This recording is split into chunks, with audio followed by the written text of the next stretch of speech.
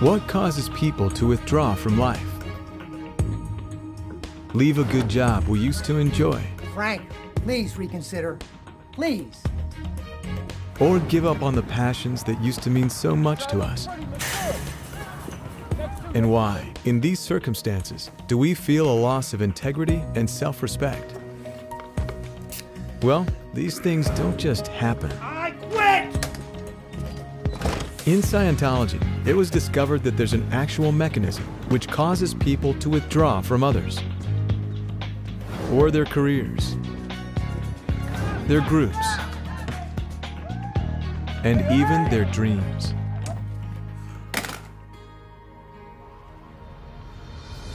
You see, it was discovered in Scientology that man is basically good.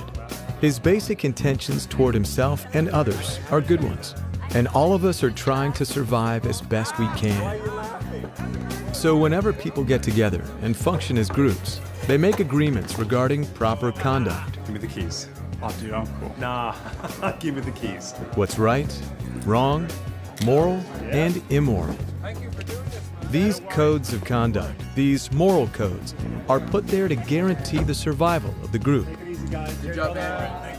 It doesn't matter whether it's a group of two people forming a partnership. It looks like you've got a deal. Excellent. Or the group that comprises the company where you work. Jack made the sale, and Jack deserves the commission. Or the family you live with. Hey, bud. How's the game going? Finish your homework? No. As small as a friendship, or as large as a nation, all groups develop their own moral code that their members agree to.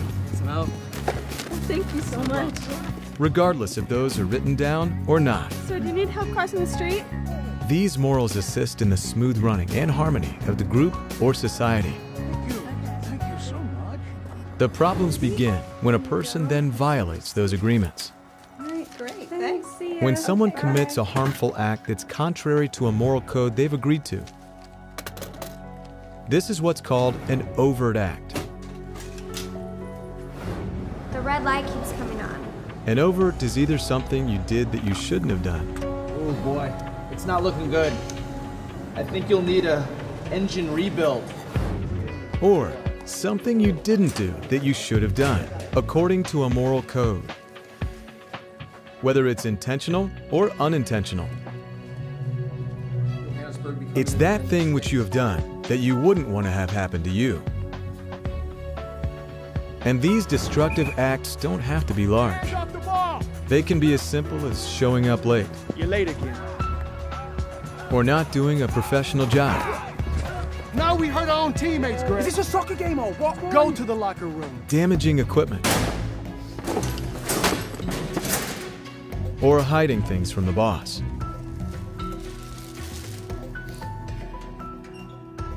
You don't have to be engaged in an outright destruction of the group to be committing harmful acts. Now, when a person commits an overt against someone, they often feel they can't tell them about it for fear of the consequences. So, they withhold it.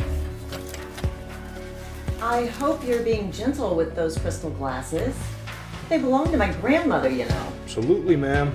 Packing them safe and sound. A withhold is an overt act that a person has committed that he or she isn't talking about. But by withholding the overt, something interesting occurs. Good morning, Beverly. Good morning. They fall out of communication with the person or things they've harmed to some degree. Hey, Mo, you want to go inside and give her the paperwork and close up the truck? No, you gotta do it. Had enough of her today. Now, once a person commits an overt act and then withholds it, they're driven to another mechanism, whereby they try to lessen the overt by justifying it. Hey, Mo, it's Mrs. Smith. Did you break one of her crystal glasses? That glass was sold, probably already cracked. Justification is the attempt to explain why an overt isn't really an overt. She said that thing was really valuable. What? She's crazy. Besides, she had tons of them. They were all dusty and never been used. I mean, what is the big deal? This is usually done by finding fault with the person or thing that was harmed. You know, I just don't trust him. Don't you think he's up to no good? Don't you think it's strange how he's always just acting so nice? One makes less of them to make less of the overt. Frank, you can't leave.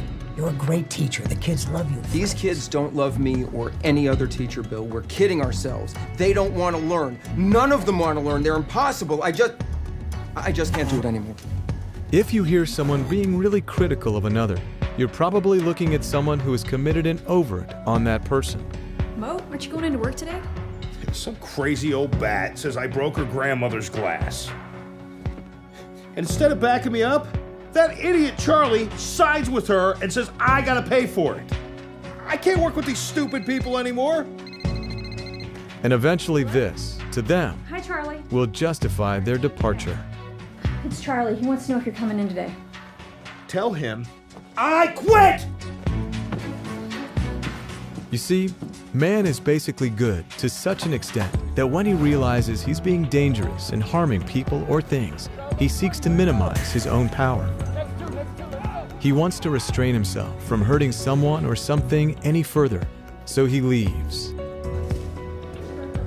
That's why a person who has overts and withholds falls out of communication with people and withdraws from areas he used to be active in. This also explains why many relationships disintegrate. Babe, we're short on the mortgage again. Have you been gambling again? Hey, I work to provide for this family. I put a roof over our heads, food on the table, and clothes on your back, don't I? So why are you always on my back? When a person has built up enough overts and withholds against his spouse, he'll become critical of her. The way you're always nagging me and going on and on and on, that's why I leave. That's why I get out of the house to get the hell away from you. And once he's made himself into a victim, he'll feel justified to leave. Come on, you don't need to do this. We'll figure it out. I know we can figure it out. You don't have anything to figure out anymore. Until now, there has been no escape from this vicious mechanism. But regret about the past doesn't have to continue to pull you away from involvement in the present. Scientology contains a precise technology that enables you to rid yourself of the effects of past misdeeds, alleviating the misery caused by those transgressions. With these tools, you can help yourself and those around you feel part of a group again. Good job. Handling overts and withholds with Scientology restores your self-respect I apologize. and enables you to regain the trust and friendship of others, and to start living your life freely again. And that is the key to lasting happiness.